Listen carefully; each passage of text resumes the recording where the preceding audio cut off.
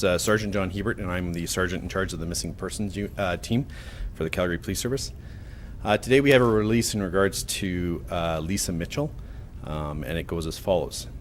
The Calgary Police Service is seeking public assistance in determining the movements of a woman who hasn't been seen or heard from by her family for approximately 2 years. Lisa Michelle Mitchell, aged 31, of Calgary, was last seen at her residence in the southeast community of Ogden on Monday, October 29th, 2012. After not hearing from her for an uncharacteristic amount of time, Mitchell's family became concerned and reported her missing to the police. A public plea was originally released on Thursday, January 31st, 2013. As the second anniversary of her disappearance approaches, CPS continues to investigate tips and sightings. However, she is yet to be located. Investigators are concerned that Lisa suffers from a medical condition and may not be receiving the treatment that she requires. Mitchell is described as a Caucasian female, 5'8" tall, approximately 130 pounds, with straight, shoulder-length hair that has been dyed blonde. She does wear glasses, and she has a tattoo of a large flaming phoenix on her upper left arm. We ask that anyone with information on her whereabouts contact their local RCMP detachment, the Calgary Police Service, or Crime Stoppers anonymously.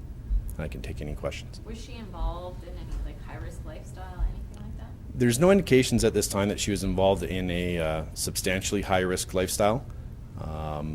So we just don't know where she is at this point.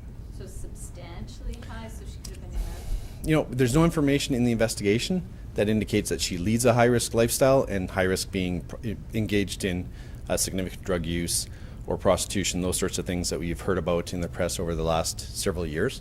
We have no indications of that, so I don't know what would fall under high-risk lifestyle for her.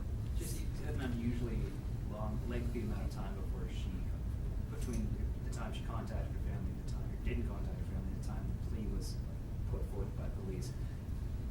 It seems like an awfully long time, 3 months before that is made. Were they a close family? Were they not? So we made the plea in January 2013. She was reported by her family as missing to the RCMP. The RCMP conducted their investigation and ultimately determined that her place last seen was in Calgary, and we've transferred the file over to the Calgary Police Service, and that accounts for some of the delay. And so, when did her family last see her then? She was last seen by her family on October 28th, 2012, at an address out in the Longview area. And at that time, she seemed fine. Do you know more? Can you say more about this medical condition? I can't speak to specifics of what condition it is, but my understanding is the medical condition, if she doesn't receive regular medication, would result in significant discomfort, but wouldn't be necessarily fatal or harmful. And so, was she involved in any kind of a relationship with someone? She was living common law with a person in Ogden who resided in the Ogden area. And what have they been able to say? When did they see her last? She was last seen leaving a residence in Ogden and heading for a neighborhood convenience store to try to make a purchase, and she didn't return. So do you think that foul play is an option?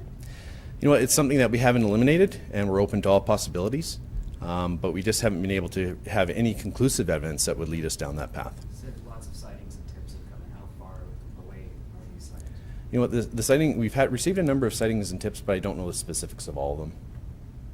So Did she use a bank card or anything like that? Yes, so she's used bank cards, cell phones, those things have been checked, but there's no activity that has occurred on those except for around the time of her where she was last seen. So she drove to the convenience store? My understanding is that she walked.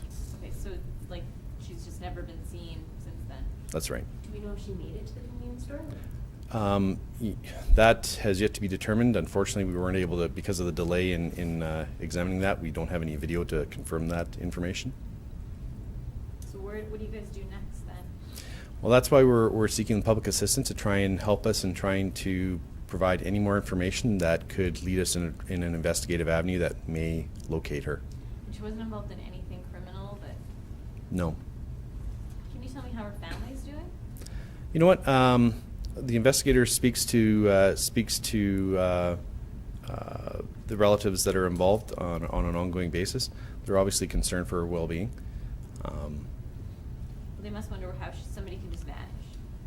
And unfortunately, that does happen not only in Calgary but throughout this nation.